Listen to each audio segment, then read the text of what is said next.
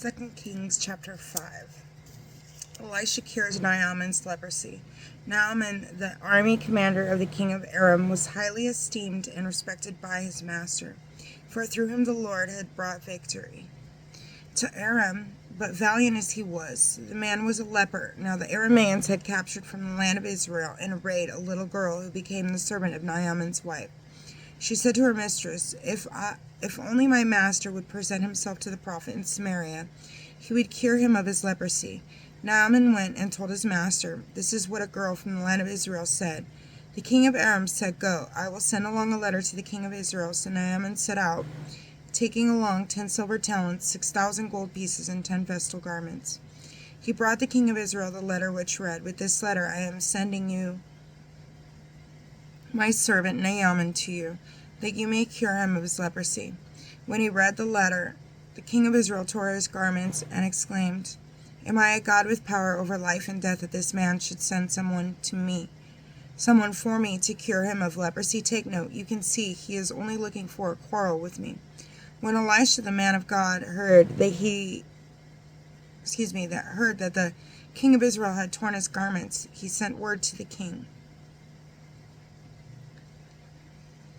Why have you torn your garments? Let him come to me and find out that there is a prophet in Israel. Naaman came with his horses and chariots and stopped at the door of Elisha's house. Elisha sent him the message, Go and wash 7 times in the Jordan, and your flesh will heal and you will be clean. But Naaman went away, angry, saying, I thought that he would surely come out to me and stand there to call on the name of the Lord his God, and would move his hand over this place, and thus cure the leprous spot. Are not the rivers of Damascus, the Abana, and the Pharpar better than all the waters of Israel? Could I not wash in them and be cleansed? With this he turned about in anger and left. But his servants came up and reasoned with him, My father, if the prophet told you to do something extraordinary, would you not do it? All the more since he told you, Wash and be clean. So Naaman went down and plunged into the Jordan 7 times according to the word of the man of God. His flesh became again like the flesh of a little child, and he was clean. He returned with his whole retinue to the man of God. On his arrival, he stood before him and said, Now I know that there is no God in all the earth except in Israel. Please accept a gift from your servant. Elisha replied, As the Lord lives, whom I serve, I will not take it. And despite Naaman's urging, he still refused. Naaman said, If you will not accept, please let me, your servant, have 2 mule loads of earth. For your servant will no longer make burnt offerings or sacrifices to any other god except the Lord. And may the Lord forgive your servant this. When my master enters the temple of Rimmon to bow down there, as he leans upon my arm, I too must bow down in the temple of Rimmon. When I bow down in the temple of Rimmon, may the Lord please forgive your servant this. Elisha said to him, Go in peace. Naaman had gone some distance when Gehazi, the servant of Elisha, the man of God, thought to himself, My master was too easy on this Aramean Naaman, now not accepting what he brought. As the Lord lives, I will run after him and get something out of him. So Gehazi hurried after Naaman, seeing that someone was running after him. Naaman alighted from his chariot to wait for him. He asked, Is everything all right? Gehazi replied, Yes. But my master sent me to say, 2 young men have just come to me, guild prophets from the hill country of Ephraim. Please give them a talent of silver and 2 festal garments. Naaman said, I insist. Take 2 talents. And he pressed him. He tied up 2 silver talents in bags and gave them with 2 festal garments. To 2 of his servants he carried them before Gehazi. When he reached the hill, Gehazi received these things, appropriated them for his house, and sent the men on their way.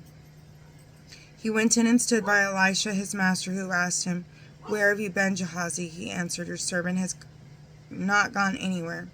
But Elisha said to him, Was I not present in spirit when someone got down from his chariot to wait for you? Is this a time to take money or to take garments or olive orchards or vineyards? Sheep or cattle, male or female, servants, the leprosy of Naaman shall cling to you and your descendants forever. And Gehazi went out, a leper with skin like snow. 2 Kings chapter 6. The lost axe. The guild prophets once said to Elisha, This place where we live with you is too cramped for us. Let us go to the Jordan, where by getting 1 beam apiece we can build ourselves a place to live. Elisha said, "Go." One of them requested, "Please agree to accompany your servants." He replied, "Yes, I will come." So he went with them, and when they arrived at the Jordan, they began to cut down trees. While one of them was felling a tree trunk, the iron axe blade slipped into the water. He cried out, "Oh no, master, it was borrowed." "Where did it fall?" asked the man of God. When he pointed to the spot, Elisha cut off a stick, threw it into the water, and brought the iron to the surface. He said, "Pick it up." And the man stretched out his arm and grasped it. The Aramean ambush. When the king of Aram was waging war on Israel, he would make plans with his servants. "I will buy Vuach as such and such a place." But the man of God would send word to the king of Israel, "Be careful, do not pass by this place, for Aram will attack there." So the king of Israel would send word to this place which the man of God had indicated and alert it. Then they would be on guard. This happened several times. Greatly disturbed over this, the king of Aram called together his officers and asked them, "Will you not tell who among us is for the king of Israel?" "No one, my lord king," answered one of the officers. "The Israelite prophet Elisha can tell the king of Israel the very words you speak in your bedroom." He said, "Go find out where he is, so that I may take him captive." Informed that Elisha was in Dothan, he sent there a strong force with horses and chariots. They arrived by night and encircled the city. Early the next morning, when the servant of the man of God arose and went out, he saw the force with its horses and chariots surrounding the city. "Alas," he said to Elisha, "what shall we do, my lord?" Elisha answered, "Do not be afraid. Our side outnumbers theirs." Then he prayed, "O Lord, open his eyes that he may see." And the Lord opened the eyes of his servant, and he saw that the mountainside was filled with fiery chariots and horses around Elisha. When the Arameans came down to get him, Elisha prayed to the Lord, "Strike this people blind, I pray you." And the Lord struck them blind. According to Elisha's word, then Elisha said to them, "This is the wrong road, and this is the wrong city. Follow me, I will take you to the man you want." And he led them to Samaria. When they entered Samaria, Elisha prayed, "O Lord, open their eyes that they may see." The Lord opened their eyes, and they saw that they were inside Samaria. They were inside Samaria. When the king of Israel saw them, he asked, "Shall I kill them, my father? Shall I kill them?" Elisha replied, "You must not kill them. Do not slay those whom you have taken captive with your sword or bow. Serve them a meal, let them eat and drink, and then go back to their master." The king spread a great feast for them. When they had eaten and drunk, he sent them away, and then went back to their master. No more Aramean raiders came into the land of Israel. War against Aram, famine. After this, Ben-Hadad, king of Aram, mustered his whole army and land siege to Samaria. Because of the siege, the famine in Samaria was so severe that a donkey's head sold for 80 pieces of silver, and a fourth of a cab of dove droppings for 5 pieces of silver. One day, as the king of Israel was walking on the city wall, a woman cried out to him, "Save us, my lord king." He replied, "If the Lord does not save you, where could I find means to save you? On the threshing floor? In the winepress?" Then the king asked her, "What is your trouble?"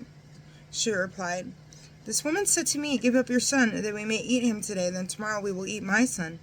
So we boiled my son and ate him. The next day I said to her, 'Now give up your son, that we may eat him.' But she hid her son." When the king heard the woman's words, he tore his garments, and as he was walking up the wall, the people saw that he was wearing sackcloth underneath next to his skin.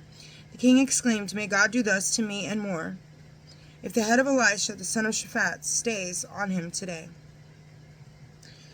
Meanwhile, Elisha was sitting in the house in conference with the elders. The king had sent out of his courtiers, but before the messenger reached him, Elisha said to the elders, "Do you know that this murderer is sending someone to cut off my head? When the messenger comes, see that you close the door and hold it fast against him.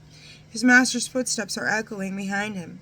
While Elisha was still speaking, the messenger came down to him and said, "The evil is from the Lord. Why should I trust in the Lord any longer?" God bless you.